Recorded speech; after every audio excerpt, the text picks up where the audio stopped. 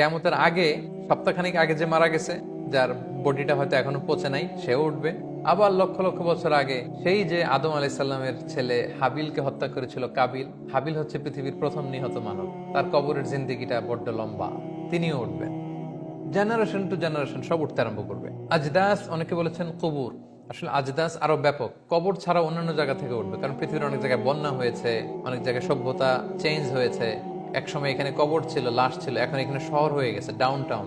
এর ভিতরে তো মানুষের লাশ পড়ে আছে মাটির নিচে, বা তার কোনো না কোনো অস্তিত্ব আছে। আল্লাহ বলেন ওইখান থেকে আমি উঠাবো, দলে দলে, জেনারেশন টু জেনারেশন সব উঠবে।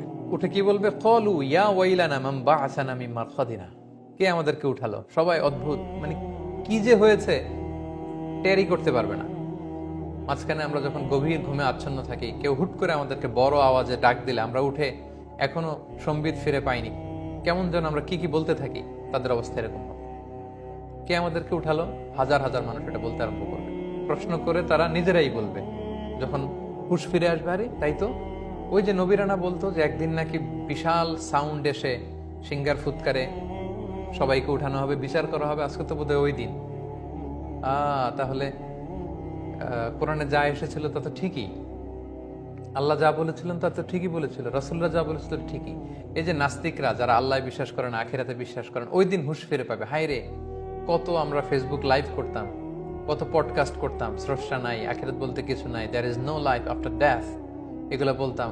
ওই দিন ঘুম থেকে ওঠার পরে নাস্তিক গুলো বলবে, ওহো, তাহলে তো ঠিকই যা যা শুনতাম কোরআনের আয়াতে তাই তো ঘটছে, রাসূলরা যা বলেছিল তাই তো হচ্ছে, আলেমরা স্কলাররা যা বলেছিল শেষমেশ এটাই সত্যি হয়ে গেল। হায় হ্যাঁ, আমরা তো বিপদে পড়লাম। এই ঘটনাটাই ঘটবে, লক্ষ লক্ষ মানুষ উঠে বলবে মাম বা'আসানা মিন মারকাদিনা হাযা মা ওয়া'দার রহমান ওয়া সাদাকাল মুরসালুন।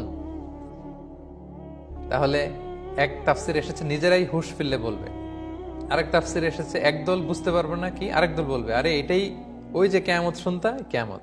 রাসূলরা যে বারবার বারবার বলতো, দাওয়াত দিত, আলেমরা বারবার বলতো, দাঈরা যে বলতো, স্কলাররা রিমাইন্ডার দিত, আজকে সেই রিমাইন্ডারের বাস্তবতা। আরেক তাফসীরে এসেছে না, ফেরেশতারা বলবে। সব মানুষ পাগলদের মতো হয়ে যখন বলবে কিরে আজকে কে ভাঙালো আমাদের ঘুম, লক্ষ লক্ষ মানুষ হবে মাটি থেকে শুধু উঠছে আর উঠছে, এটা কি?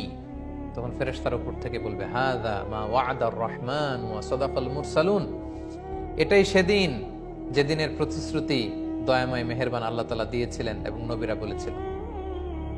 ইন কানাত ইল্লা সাইহাতান ওয়াহিদা, এক বিকট চিৎকার, বিকট আওয়াজ সেদিন হবে। ফাইদাহুম জামিউল লাদাইনা মুহদারুন, আল্লাহ বলেন সব মানুষ সেদিন আমার সামনে দাঁড়াবা, আমার বিচার সেদিন শুরু হবে, আমার সুপ্রিম কোর্টের কাঠগড়ায় তোমরা দাঁড়াবা। ফাল ইয়াউমা লা তুযলামু নাফসুন শাইআ, সেদিন কাউকে কোনো জুলুম করা হবে না। সুবহানাল্লাহ, আল্লাহ তাআলা কারোর প্রতি জুলুম করবেন না। মানে হাউ লাকি উই আর, আমরা কত লাকি যে আমরা এমন স্রষ্টা পেয়েছি, আহকামুল হাকিমিন, আমি তাকে মানি, সেজদা করি, আমার উপরও যেমনি জুলুম করবেন না, আবার নাস্তিক, অবিশ্বাসী, কাফির, কুফফার, তাদের উপর আল্লাহ জুলুম করবে না। যতটুকু অন্যায় অতটুকু শাস্তি পাবে। আল্লাহ বলেন ওয়ালা তুজজাউনা ইল্লা মা কুনতুম তা'মালুন, যতটুকু করেছিলে তারই প্রতিদান, রিওয়ার্ড তোমরা পাবে।